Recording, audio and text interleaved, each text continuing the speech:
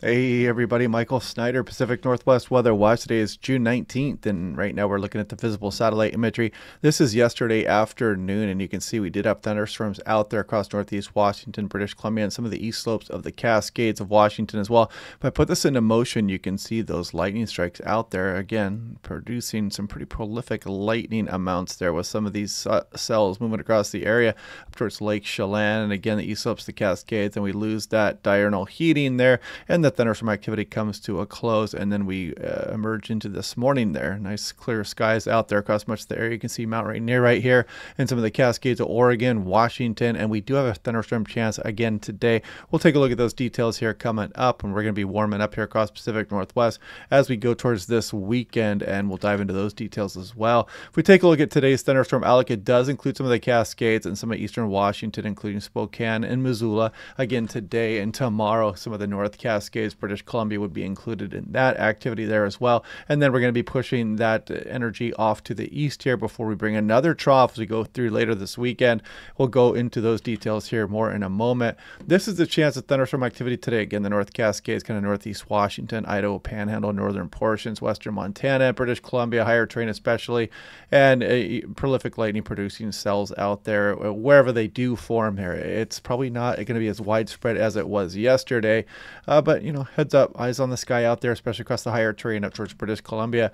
And this is the increased fire concerns coming up here as we go through Sunday. Got some low relative humidity, some gusty winds out there coming through, so fire control in grassy areas may be an issue.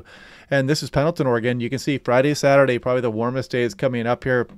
And we go through a bit of a cool down as we go through the later weekend portion and the early portion of next week as we bring another trough here across the region. Check out Hermiston 99, the forecast high for Saturday. Now looking here at Bellingham, you can see 66 yesterday, 68 the average high for this time of year, so just slightly below average. No rainfall recorded yesterday. This is for Hoquiam, and you can see 62 degrees, 64 the average high for this time of year, but we're going to be warming some of these temperatures up. Same thing for Seattle, 67 yesterday, 71 the average high for this time of the year, and look, by the time we get to the end of June, 74 is the average high temperature for SeaTac Airport.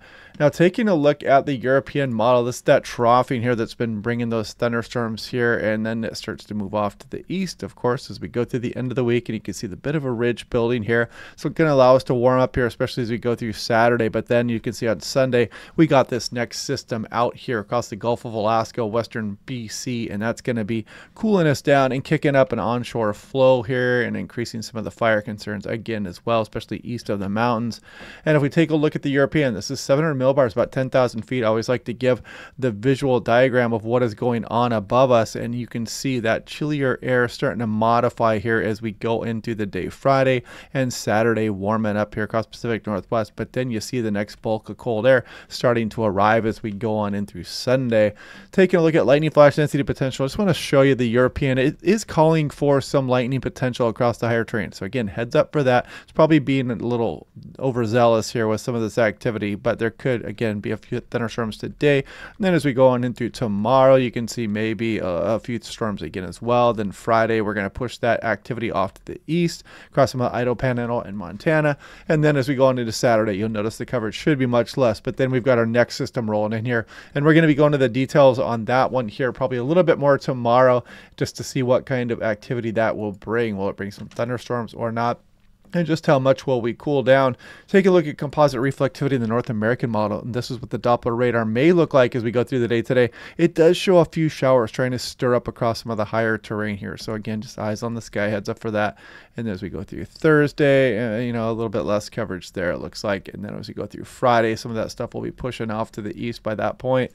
Now, taking a look at the European, so we're going to go on into the weekend here a little bit more, and you can see just the afternoon showers across the higher terrain. And then we start to bring this system here as we go on in through late Saturday night and into Sunday. You can see the precipitation associated with that. Not a washout by any means. Best chances for precipitation is definitely across British Columbia, but you can see there is some convergent zone activity maybe going on into Monday morning, and still some, we're going to drop these temperatures back down here from our warm temperatures here as we go through Friday and Saturday across a lot of the region, with this trough here moving into the Pacific Northwest. Taking a look at daily 2-meter max temperature. this is for today. Look at Seattle 77, some mid 80s for Portland here. And then you can see 81 potentially on Thursday for Seattle, 90 for Portland there. Some 90s are starting to emerge there. Eastern Washington, Southwest BC getting into the mid 80s as well. You can cool down here if you go out to the coastal areas or across some of the higher terrain. But look at Friday, probably the warmest day for Western Washington, Western Oregon. And then we start to cool things down a bit on Saturday, but still another very warm day there. And then we really drop the temperatures down as we go on in through Sunday, Monday, Tuesday, Wednesday, Thursday, Friday. You can see we definitely have suppressed the temperatures a bit, closer to average, maybe a hair below as we go towards the end of the month. And this is looking at 850 millibars here, 5,000 feet. This is the European Artificial Intelligence run, and you can see us building these temperatures here as we go towards the end of the week, but then the next system is on its heels. It doesn't last long, and it kind of hangs out here. And some of the Intermountain West can be above average during next week, but you can see these systems continue to try to swing through here as we go towards the end of the month, perhaps keeping us below average here across a lot of the Pacific Northwest. And then we scroll off into the future here, and look at this. Now we're starting to get out towards July 2nd and 3rd. Are we going to have a chillier 4th of July? You got to take that with a grain of salt. You're looking 2 weeks out here, but there is that signal for it. We'll be watching that, breaking it down day by day. Looking at SeaTac, you can see Friday, Saturday, nice and warm, and then we drop those temperatures back down with that next system coming in here as we go through Sunday, Monday, Tuesday. And you can see this system not bringing much precipitation with it, very light amounts. I mean, this line right here is only 200ths of an inch, so maybe a trace out of this is what it's showing right now. We'll see how that goes. We're going to take a look at this a little bit more detail tomorrow. Portland, something similar here as well. Very light precipitation amounts showing up. A little bit better, of course, across some of the higher terrain. This would be Snoqualmie Pass on last night's European model run, but still not much precipitation. Here we go towards the end of the month, and you can kind of see that below normal here across Washington, portions of Oregon, but some of the Intermountain West also is above average. So you can kind of see that sharp cutoff there across the Pacific Northwest. This is above average signal here for some of the Pacific Northwest, and the Intermountain West below average as well. And this was issued yesterday, June 18th. So check it out. As we go through Sunday, we're going to kick off those onshore winds here, and some gusty east slope winds, east slopes of the Cascade winds will be rolling across the region here. You can see NW 6, 8, and 10, which is here. It does include Bend.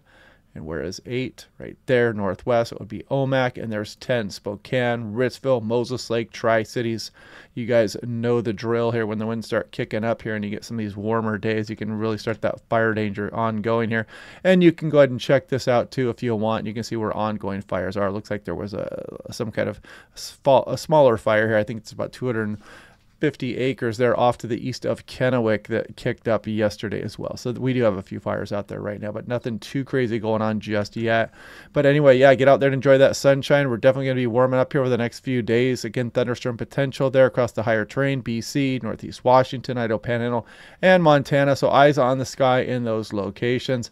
Otherwise, I hope you guys are having a good day. Click like and subscribe. We'll do this again tomorrow, and I will talk to you guys then.